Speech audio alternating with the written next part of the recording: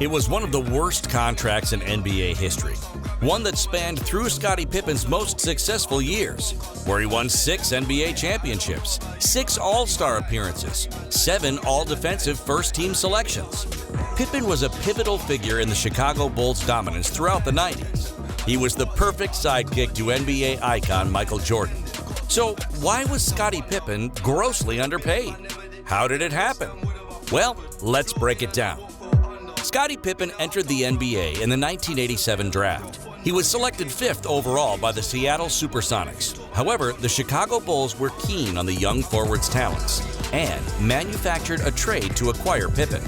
We went into panic mode because we realized he wouldn't be there when we were going to draft. We somehow had to move up, and we were able to pull it off, but it was touch and go for a while.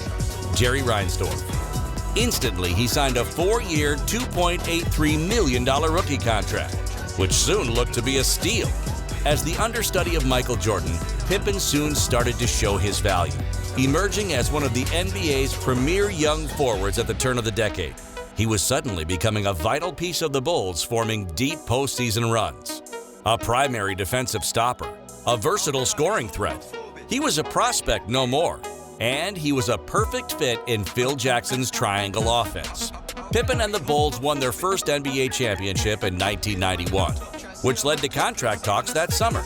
His title-winning effort saw him rank 2nd in team scoring, rebounds, and steals, alongside leading the team in blocks per game. In the entire NBA, Pippen ranked 5th in steals, both as a total and average per contest. He was an elite player, and elite players get paid. Well, usually they do. This is where the story really gets strange, as Scottie Pippen agreed on a 7-year, $18 million contract extension with the Bulls, a deal that would see him being paid, on average, $2.5 million per season. Yes, you heard that correctly. An elite wing player, an NBA champion, a young star that would develop even further. An average of $2.5 million per season? Now that number per season did fluctuate throughout the duration of the contract, with the highest paid campaign being just short of $3.5 million in 92-93, and the lowest being $2.25 million in 94-95 and 96-97. Those numbers are crazy, but it was still a big increase on the $765,000 he was paid in the final season of his rookie contract. At the time, Pippen's agents advised him not to take the deal, and Bulls owner Jerry Reinsdorf claims to have done the same. I do recall it was a longer contract than I thought was smart with him. I said to Scottie the same thing I said to Michael. If I were you, I wouldn't be signing this deal. You could be selling yourself short. It's too long of a deal. Jerry Reinsdorf. It is believed that Reinsdorf said that if Pippen took the deal, there was no chance of a renegotiation down the line if he outperformed the contract. So why did Scottie Pippen sign such a deal, even though he was worth so much more? Well, hindsight is a wonderful thing. At the time, Pippen was one of the highest-paid players in the league, with the salary cap for the 91-92 season sitting at $12.5 million. Then, the landscape of the NBA changed rapidly. Players' salaries boomed in the 90s, because of the Bulls as well. Through their journey to 6 championships, the popularity of the league shot up, especially from a global standpoint.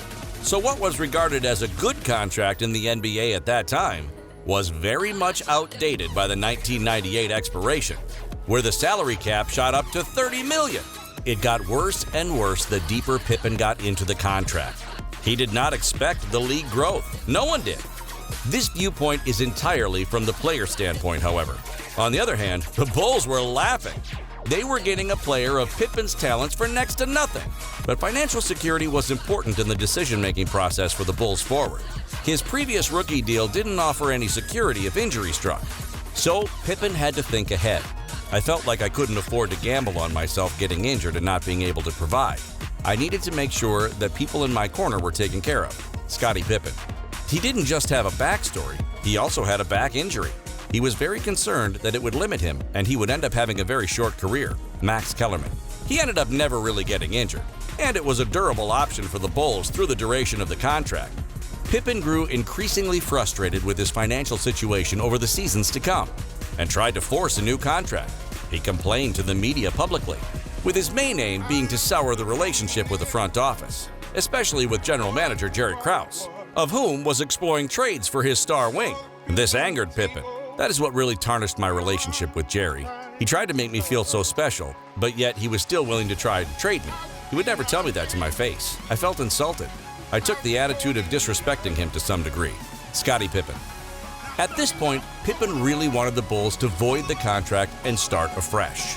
But owner Jerry Reinsdorf refused to negotiate, as he said he would do back in '91.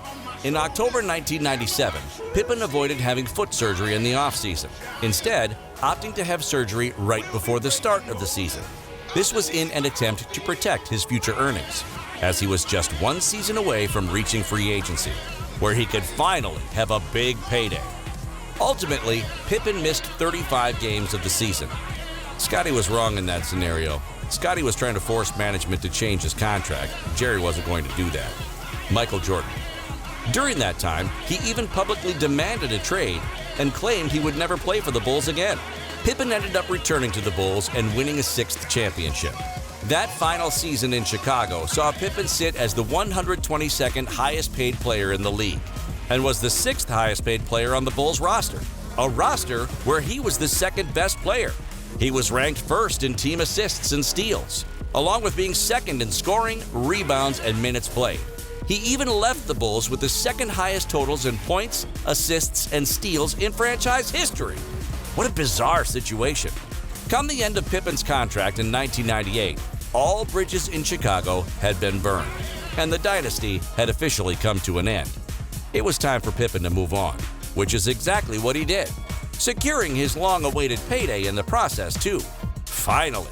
Ahead of the lockout-shortened 98-99 season, Pippen signed for the Houston Rockets on a 5-year, $67 million contract through a sign-and-trade agreement with the Bulls. Pippen was all of a sudden the 10th highest player in the league.